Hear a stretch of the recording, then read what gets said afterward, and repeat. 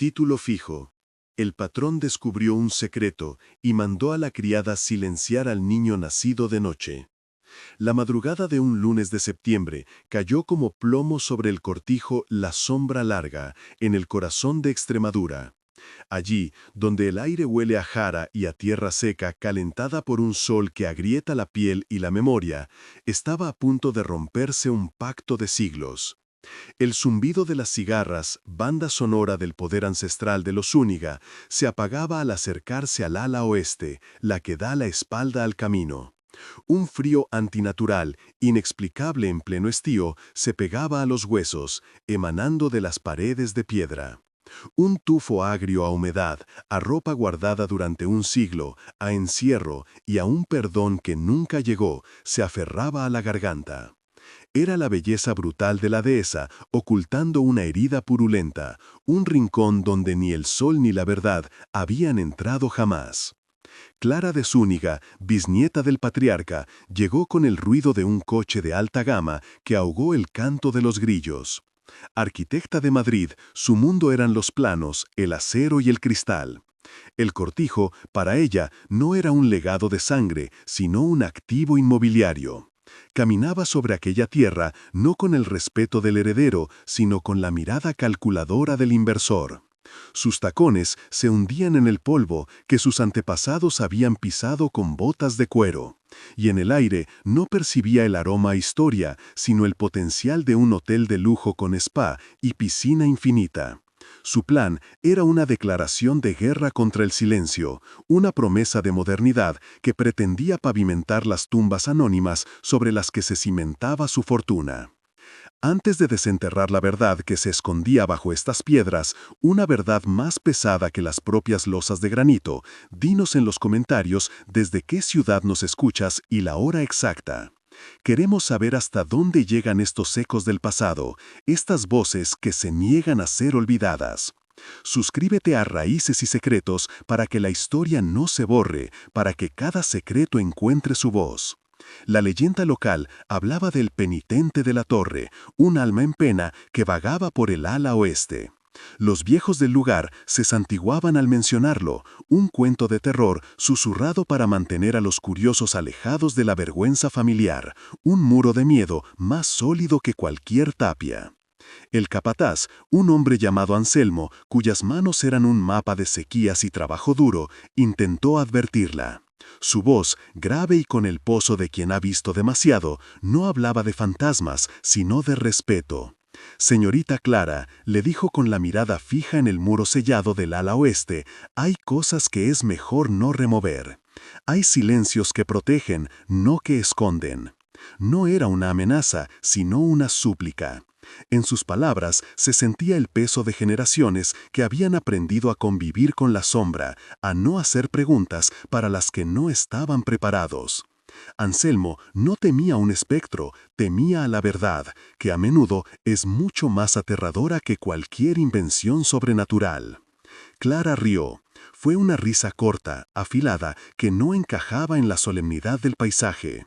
Anselmo, por favor, estamos en el siglo XXI. No vamos a detener una inversión millonaria por cuentos de viejas. Para ella, el miedo de los jornaleros era un síntoma de ignorancia, un folclor rancio que debía ser erradicado con la misma eficacia con la que planeaba derribar muros. Su pragmatismo, forjado en despachos con aire acondicionado, no tenía herramientas para medir el peso de un secreto. La leyenda del penitente no era para ella un código de supervivencia o una metáfora del dolor, sino simplemente una molesta pérdida de tiempo, un obstáculo en su cronograma que debía ser demolido sin contemplación. La tensión se podía cortar con la misma facilidad que la maleza seca.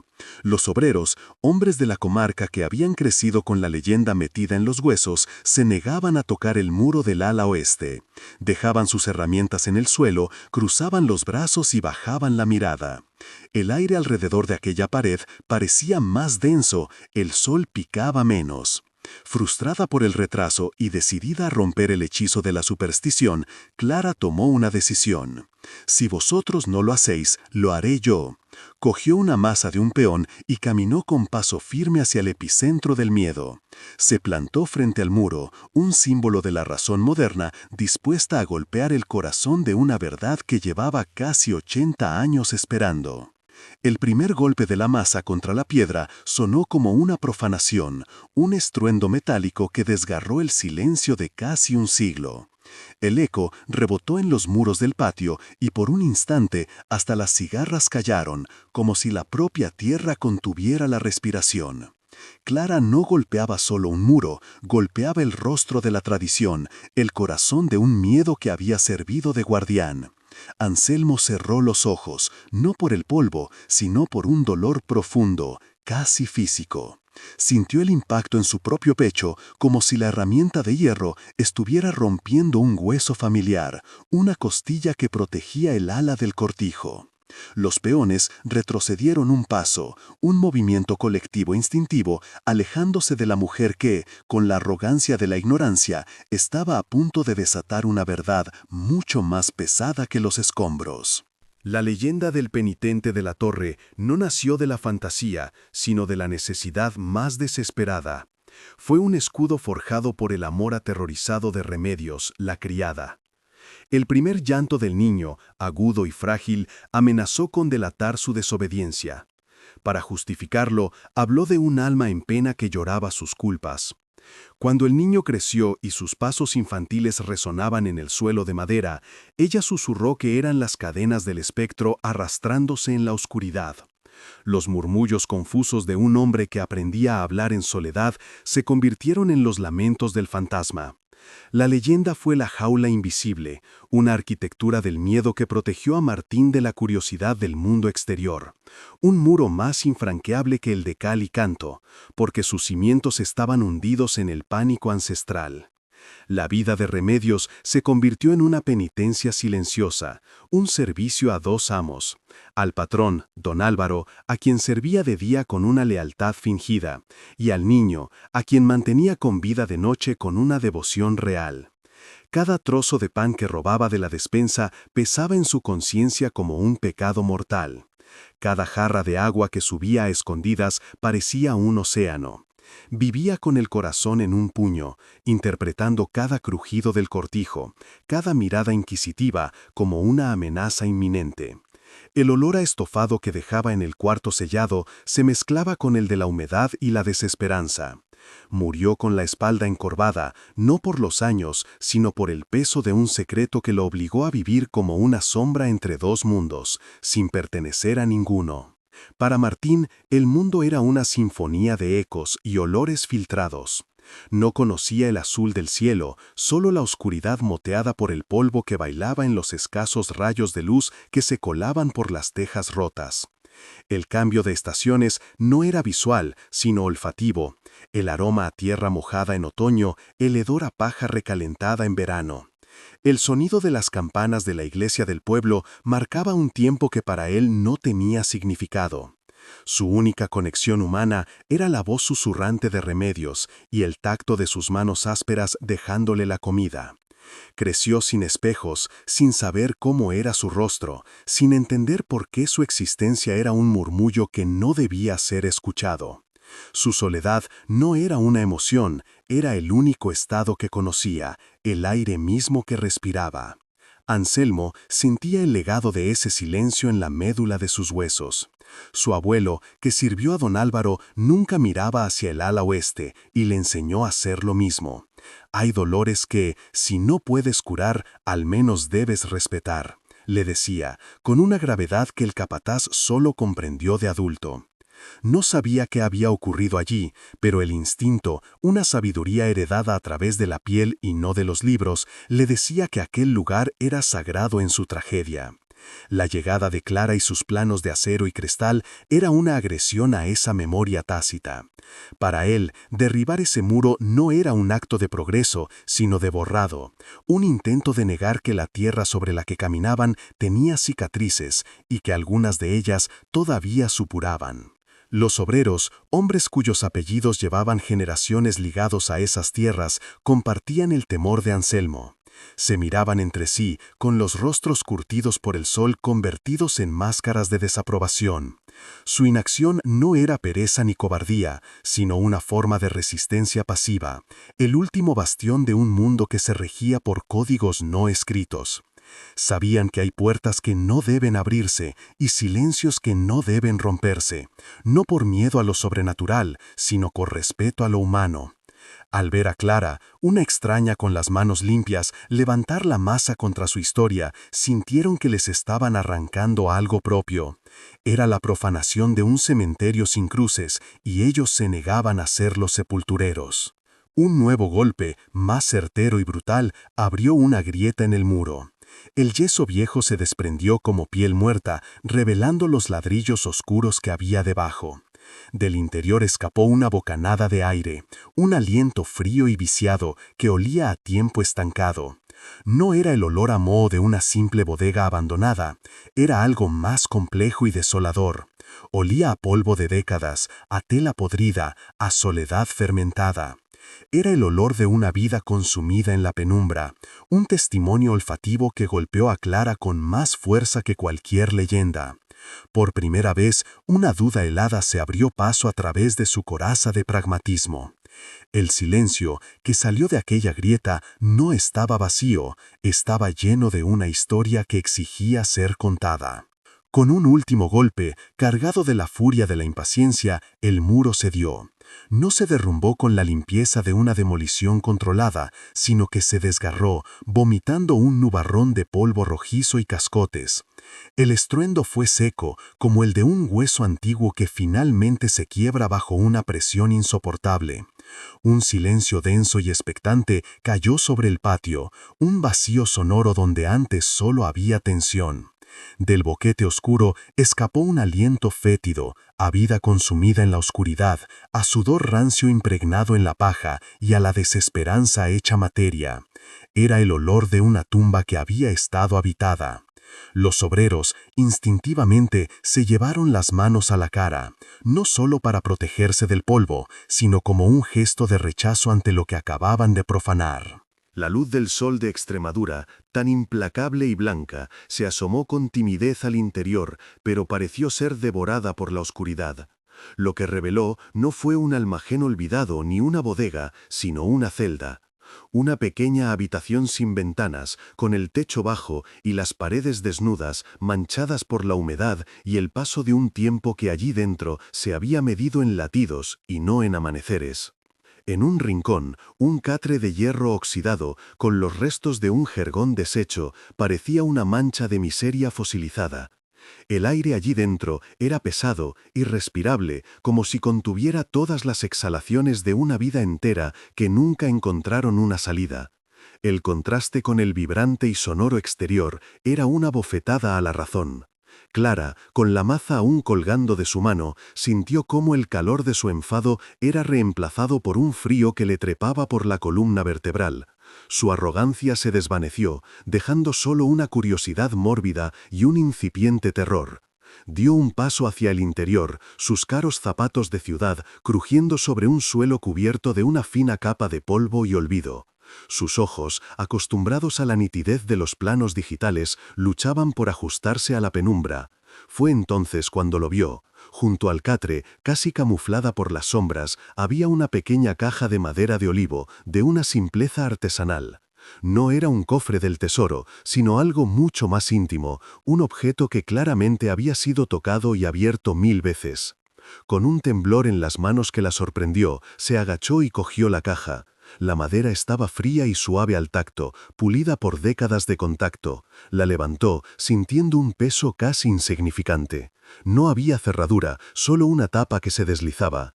Al abrirla, el olor a naftalina y a tiempo sellado se mezcló con el aire viciado de la estancia. Dentro, sobre un lecho de tela amarillenta, descansaban dos objetos. El primero era una pequeña trenza de pelo negro y espeso, atada con un lazo de un azul tan desvaído que casi era blanco. Junto a ella, un cuaderno de contabilidad, con la tapa de cuero agrietada y las páginas hinchadas por la humedad. Un diario. un testigo mudo que había esperado pacientemente en la oscuridad. Dejó la trenza con una reverencia que no sabía que poseía y tomó el diario. Las páginas crujían como hojas secas al pasar. La caligrafía era irregular, temblorosa, la de alguien que escribe a escondidas, con el miedo como única compañía. Abrió por una página al azar y sus ojos se clavaron en una frase que detuvo su mundo. La tinta, de un color sepia, parecía sangrar sobre el papel. 12 de octubre de 1952. Hoy Martín ha visto el cielo por primera vez a través de una grieta. Me ha preguntado por el color azul. El nombre, Martín. La pregunta, tan infantil y tan devastadora. El escalofrío que la recorrió no tenía nada de sobrenatural. Era la helada y cortante certeza de un crimen profundamente humano. De repente, la leyenda del penitente de la torre se desmoronó, revelando su verdadera y monstruosa naturaleza. No había un alma en pena arrastrando cadenas, había un niño preguntando por el color del cielo. No había lamentos de ultratumba, había la voz de un hombre que nunca aprendió a hablar con el mundo. El miedo ancestral de los jornaleros ya no le parecía ignorancia, sino una forma de respeto, una sabiduría callada que ella, con su modernidad ciega, había estado a punto de aniquilar. La advertencia de Anselmo resonó en su cabeza, ya no como una superstición, sino como la clave de un horror que apenas empezaba a comprender. El cortijo entero pareció cambiar a su alrededor, las piedras susurraban ahora una historia de carne y hueso. Sola en aquella habitación, con el diario en sus manos, Clara sintió el peso de 80 años de silencio. Los obreros esperaban fuera, en el sol, en el siglo XXI, pero ella había cruzado un umbral hacia el pasado más oscuro de su propia familia. Ya no era una arquitecta planeando un hotel de lujo, era la heredera de una atrocidad, la primera Zúñiga en mirar de frente la verdad que se escondía tras el honor de su apellido. La caja de madera de olivo contenía algo más que una trenza y un diario, contenía una vida robada, una pregunta sin respuesta sobre el color azul y una responsabilidad que ahora era enteramente suya. El silencio que siguió no fue de paz, sino el preludio de una tormenta que cambiaría todo para siempre. Clara permaneció inmóvil, con el diario de Remedios abierto en sus manos temblorosas, como si sostuviera un pájaro herido. El sol de la dehesa, que minutos antes era un enemigo a batir, ahora parecía obscenamente alegre, ajeno al pozo de oscuridad que se había abierto a sus pies. El ruido de los obreros, sus murmullos y carraspeos, llegaba desde una distancia irreal, como si provenían de otro siglo. El aire ya no olía a jara y a polvo, sino a la verdad rancia que emanaba de las páginas, un aroma a tinta barata, a lágrimas secas y a una soledad tan profunda que parecía tener peso físico. Cada fibra de su ser, entrenada para calcular estructuras y prever problemas logísticos, se rebelaba contra una realidad que no cabía en ningún plano. Había derribado un muro de ladrillos para encontrarse de frente con otro, invisible y mucho más sólido, el muro del silencio familiar. Intentó recomponerse, forzando una máscara de autoridad que ya no sentía. Se giró hacia los hombres, que la observaban con una mezcla de miedo y reivindicación silenciosa. «Continuad con el trabajo, limpiad este escombro», ordenó, pero su voz sonó hueca, un eco sin convicción en el patio del cortijo. El plan, su magnífico hotel de lujo con encanto rústico, se le antojaba ahora un sacrilegio, una capa de pintura brillante sobre una herida infectada. ¿Cómo podría construir suites de lujo sobre una celda? ¿Cómo podría vender paz y desconexión en un lugar donde un niño había aprendido el significado del encierro antes que el del cielo? La maza, abandonada en el suelo, parecía una prueba de su propia barbarie, la herramienta con la que había profanado no una ruina, sino una tumba sin nombre. Como si la propia naturaleza respondiera a la profanación, el cielo azul de Extremadura comenzó a oscurecerse con una rapidez antinatural. Nubarrones de un gris violáceo, preñados de una furia eléctrica, se congregaron sobre la sombra larga. El viento se levantó de la nada, arrastrando un olor a ozono y a tierra mojada que silenció a las cigarras. No era una tormenta de verano cualquiera, tenía una solemnidad casi bíblica, un carácter de presagio que heló la sangre de los más viejos. El primer trueno retumbó en el valle como el quejido de un gigante, y gruesas gotas de lluvia comenzaron a golpear el polvo, levantando un vapor que olía a memoria removida. La tormenta impuso una tregua, obligando a todos a buscar refugio, y a Clara a enfrentarse en soledad con el diario que había desatado la furia del cielo. Refugiada en el viejo despacho de su bisabuelo, un lugar que olía a cuero viejo, a tabaco y autoridad masculina, Clara se sumergió en la caligrafía de Remedios. La tormenta rugía fuera, proporcionando una banda sonora dramática a la confesión que se desplegaba ante sus ojos. Las primeras páginas eran un torbellino de pánico y devoción. Don Álvaro me ha dado la orden, que el río se lo lleve, pero sus ojos son los de mi Manuel, que Dios tenga en su gloria. No puedo, no seré yo la mano de Caín. Cada palabra era un latigazo. Clara leía sobre cómo Remedios selló las puertas, cómo acalló el llanto del bebé con su propio cuerpo, cómo su corazón latía al ritmo del terror cada vez que alguien se acercaba al ala oeste. La leyenda del penitente no fue una invención, fue una necesidad desesperada. Una entrada, fechada en la primavera de 1960, la desgarró por dentro. Martín tiene ya 14 años. Hoy me ha preguntado si las mujeres también tienen barba, como la que él se toca en la cara. No conoce otro rostro que el mío y el suyo, que nunca ha visto. Le he traído un trozo de espejo roto de la basura. Se ha quedado mirándose durante 1 hora, en silencio. Luego ha llorado. Creo que por primera vez ha entendido que es un prisionero. Clara tuvo que cerrar el diario, con el pecho oprimido por una angustia física. El fantasma tenía un rostro, una curiosidad, un dolor insondable. La trenza de pelo negro que había encontrado en la caja ya no era un objeto, era el vestigio de una infancia y una juventud robadas, un símbolo de todo lo que a Martín le fue negado. Con el diario en la mano, buscó a Anselmo.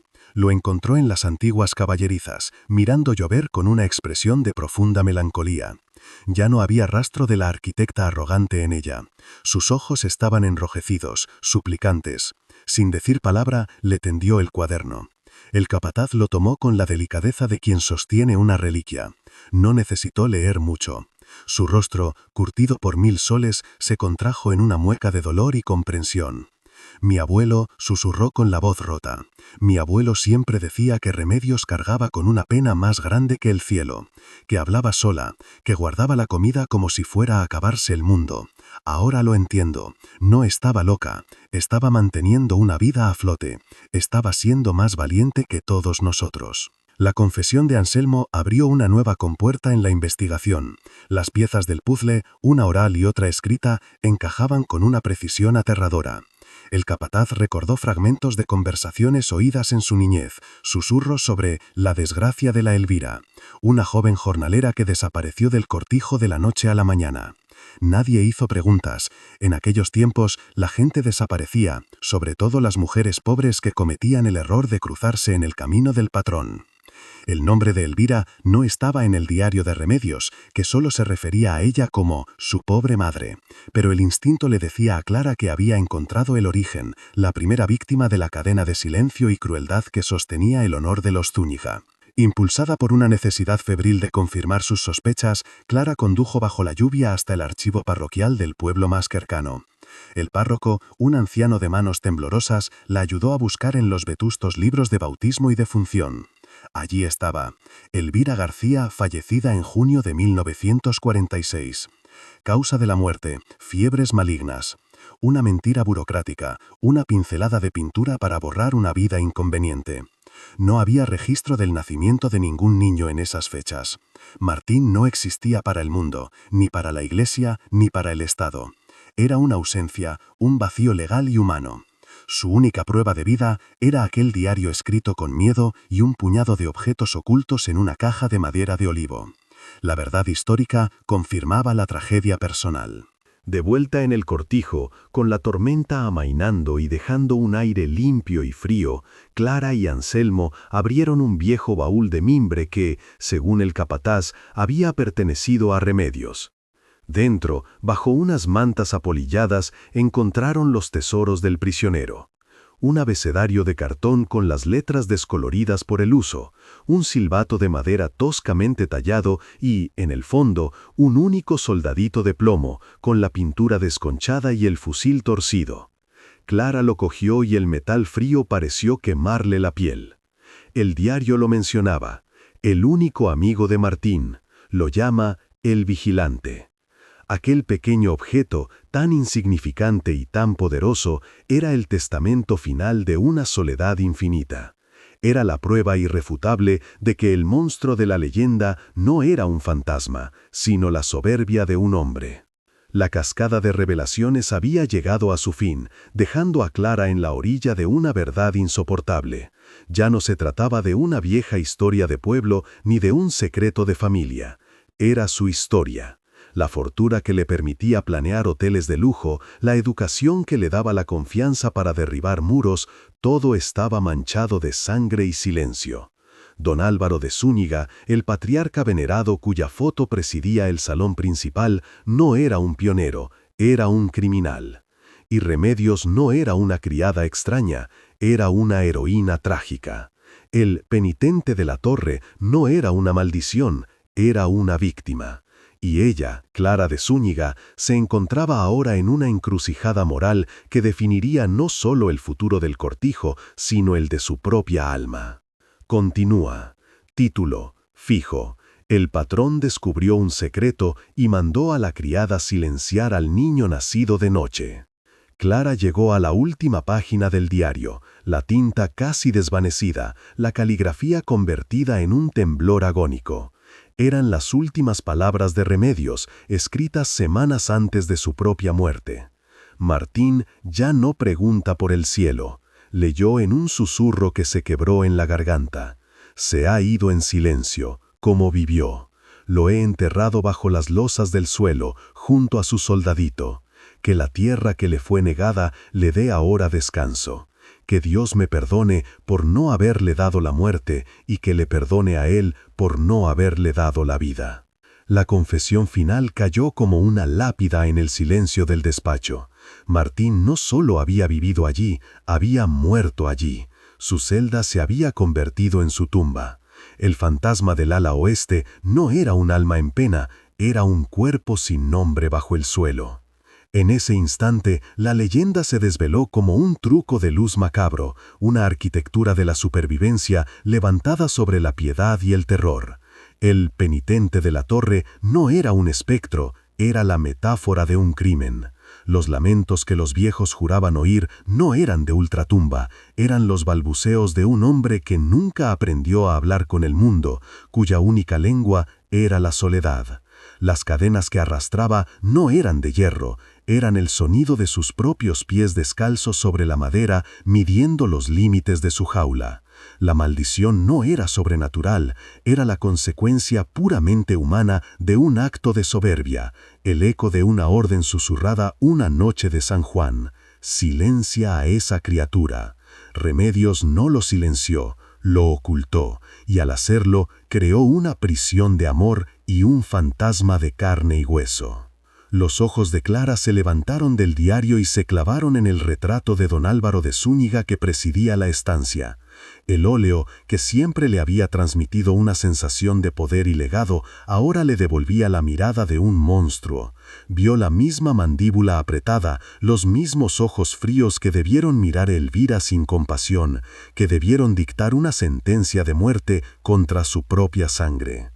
El olor a cera y a madera noble del despacho se le antojó de pronto el hedor de un mausoleo construido sobre la mentira. Su apellido, Zúñiga, que había llevado con orgullo en las salas de juntas de Madrid, ahora le pesaba como una cadena, forjada con el silencio, el abuso y la cobardía de aquel hombre que prefería un honor sin mancha a un hijo con vida.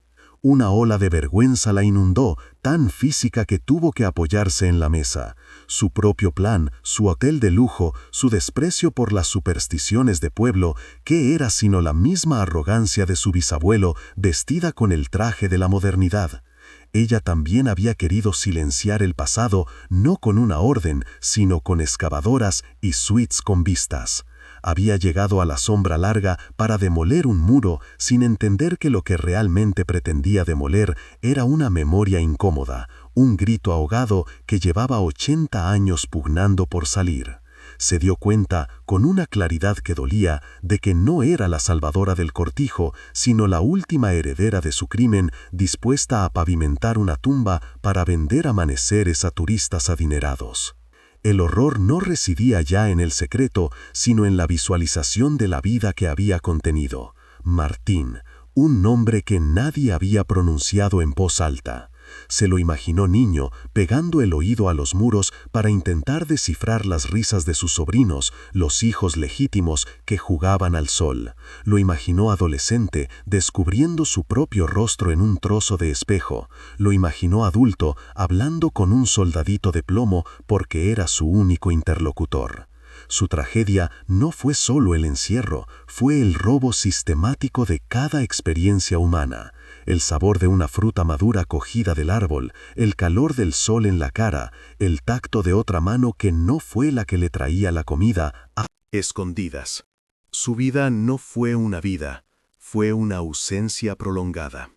Salió del despacho como un autómata y buscó a Anselmo. El capataz seguía junto a las caballerizas, el olor a paja húmeda y a lluvia reciente impregnando el aire. No hizo falta que Clara dijera nada. Él vio el diario en su mano y la devastación en su rostro, y supo que la verdad, la que su abuelo había intuido y temido, por fin tenía palabras. Anselmo asintió lentamente, una única lágrima surcando la piel curtida de su mejilla. «Siempre lo supimos», dijo con la voz ronca, «o lo sentimos, que esa pared no guardaba un fantasma, guardaba una pena de hombre». Su validación no fue una sorpresa, fue la confirmación de que todo un pueblo había sido cómplice silencioso, guardián involuntario de un secreto que era demasiado terrible para ser pronunciado. La pregunta que ahora flotaba en el aire frío de la tarde era más pesada que cualquier muro. ¿Qué hacer con una verdad así? El camino de los Zúñiga, el que había seguido su bisabuelo, su abuelo y su padre, era claro: el silencio. Enterrar el diario junto a Martín, sellar el ala oeste para siempre y construir el hotel, perpetuando la mentira que había cimentado su fortuna. Pero había otro camino, uno que nunca antes un Zúñiga se había atrevido a tomar: el camino de la luz, de la confesión. Un camino que destruiría el legado familiar, que mancharía su nombre para siempre, pero que, por primera vez, le daría a Martín Zúñiga el derecho a existir, aunque fuera solo en la memoria. La elección no era entre el pasado y el futuro, sino entre el honor y la decencia. Sin decir una palabra más a Anselmo, Clara dio media vuelta y regresó al despacho. Sus pasos ya no eran los de una arquitecta, sino los de alguien que va a oficiar un rito. Se detuvo frente al retrato de don Álvaro. Durante un largo minuto, sostuvo la mirada fría y autoritaria de su bisabuelo. Luego, con una calma solemne que contrastaba con la tormenta de su interior, descolgó el pesado marco de la pared. El rectángulo de polvo que quedó en el estuco fue como el fantasma de un poder derrocado. Caminó hasta el centro de la habitación y con cuidado depositó el retrato en el suelo, boca abajo. El golpe seco de la madera contra la madera resonó en el silencio, no como un acto de rabia, sino como el punto final de una mentira de casi un siglo. Título: fijo. El patrón descubrió un secreto y mandó a la criada silenciar al niño nacido de noche. Las obras en la sombra larga se detuvieron, no con la estridencia de una orden gritada, sino con el peso de un silencio que lo decía todo. Clara colgó el teléfono tras una breve y gélida llamada a sus socios en Madrid, y el zumbido de la maquinaria pesada se extinguió para siempre, dejando paso al canto recuperado de las cigarras. Los obreros, que esperaban un despido o una reprimenda, vieron algo completamente distinto en su rostro. La máscara de arquitecta pragmática se había disuelto, revelando a una mujer rota por el peso de una herencia que no se medía en hectáreas, sino en décadas de sufrimiento. Anselmo se acercó a ella y, sin necesidad de palabras, posó una mano áspera en su hombro. Era un gesto de absolución y de alianza. La guerra entre la modernidad y la memoria había terminado, y la victoria, silenciosa y amarga, era para la verdad. Días después, con la ayuda de un forense del pueblo y bajo la mirada respetuosa de Anselmo, Clara dirigió la exhumación. Levantaron las losas del suelo de la celda con un cuidado litúrgico, como si estuvieran abriendo una herida en la propia tierra. El aire se cargó con el olor a tierra húmeda y a tiempo detenido. Allí, En el lecho de arcilla reposaban los huesos frágiles de un hombre que nunca había pesado en el mundo. Junto a la calavera, acurrucado como un último compañero fiel, estaba el soldadito de plomo, su pintura casi borrada por el óxido y quizás por el contacto de unas manos que no tuvieron nada más a lo que aferrarse. Clara recogió el pequeño juguete metálico y su frío pareció contarle la historia entera de una vida sin calor. No había horror en la escena, solo una tristeza infinita y la necesidad imperiosa de reparar lo irreparable. Martín Zúñiga fue enterrado en el pequeño cementerio del pueblo, en una mañana de otoño de cielo limpio y azul. Por primera vez, su nombre fue pronunciado en público, grabado en una simple lápida de granito. Martín Zúñiga, 1946-1996, vio el cielo por primera vez a los 6 años. A su lado, en una tumba nueva, depositaron los restos de Remedios, reunidos por fin con el niño que fue su cruz y su única redención. No hubo miembros de la familia Zúñiga en la ceremonia, pero sí acudió todo el pueblo. Los ancianos que habían temido al penitente ahora lloraban por el hombre. Fue un funeral que duró 80 años, un acto de contrición colectiva que comenzó a sanar una cicatriz que todos sentían, aunque hasta entonces no habían sabido nombrarla. La tierra que fue negada en vida, por fin lo acogía en la muerte. El cortijo La Sombra Larga nunca se convirtió en un hotel. Clara, utilizando los fondos que le quedaban de su herencia, creó la Fundación Elvira y Martín, dedicada a investigar y dar voz a historias silenciadas por el poder, a encontrar a los desaparecidos en las cunetas de la memoria. El ala oeste no fue demolida, sino consagrada. Se convirtió en un memorial, un espacio de silencio y reflexión, con las paredes desnudas y la celda intacta, protegida por un cristal. En la entrada, una placa de bronce reproduce la última frase del diario de Remedios. El cortijo dejó de ser un símbolo de la opresión de los Zúñiga para convertirse en un faro que iluminaba las sombras más oscuras de su propia historia, un lugar donde el dolor, al ser nombrado, comenzaba a transformarse en lección. La decisión de Clara le costó todo. Su familia la repudió, acusándola de profanar la memoria de su bisabuelo y de destruir el legado familiar. Se enfrentó a demandas, al ostracismo social y a la pérdida de su fortuna. Pero en el proceso encontró algo mucho más valioso. Encontró una comunidad en los rostros de la gente del pueblo, en la lealtad inquebrantable de Anselmo, que se convirtió en el guardián del memorial. Perdió el apellido Zúñiga en los salones de Madrid, pero lo recuperó con dignidad en la tierra agrietada de Extremadura. Comprendió que el verdadero linaje no es el de la sangre que se hereda, sino el de las decisiones que se toman. Y ella eligió la decencia por encima del honor, la verdad por encima del silencio. ¿Cuántas historias como esta siguen ocultas en nuestros pueblos, enterradas bajo los cimientos de casas señoriales y apellidos ilustres? ¿Cuántos penitentes no son fantasmas, sino el eco de crímenes que nos negamos a escuchar? La sombra larga ya no proyecta la silueta de la tiranía, sino la de una verdad que, aunque tardía, ha encontrado su luz. Nos enseña que el pasado no es una piedra inerte, sino una semilla que, tarde o temprano, germina en el presente, para bien o para mal. Y que la única forma de que las raíces dejen de sangrar no es cortarlas, sino entender de qué dolor se alimentaron. El honor no es ocultar la vergüenza, es tener el valor de enfrentarla. Si esta historia te ha impactado, compártela, porque conocer el pasado es la única forma de no repetir sus errores. Cada vez que una de estas verdades sale a la luz, una víctima anónima recupera su nombre y un trozo de nuestra historia colectiva se vuelve un poco más honesto. Ayúdanos a seguir desenterrando los secretos que duermen bajo nuestros pies. Suscríbete a Raíces y Secretos y activa la campanita para no perderte nuestro próximo viaje a las profundidades de la memoria. Nos vemos en el próximo relato, allí donde la tierra todavía tiene algo que contarnos. Título: fijo. El patrón descubrió un secreto y mandó a la criada silenciar al niño nacido de noche. Hoy, el cortijo, La Sombra Larga, ya no proyecta la silueta de un poder opresivo, sino la luz tenue de una verdad asumida. El aire ha cambiado, ya no huele a secreto fermentado, sino a piedra limpia y a la jara que crece libre en los campos. El ala oeste, antes un tumor de silencio en el corazón de la finca, es ahora un santuario laico. La celda de Martín permanece intacta, protegida por un cristal, no como una atracción morbosa, sino como un recordatorio perpetuo del precio del silencio.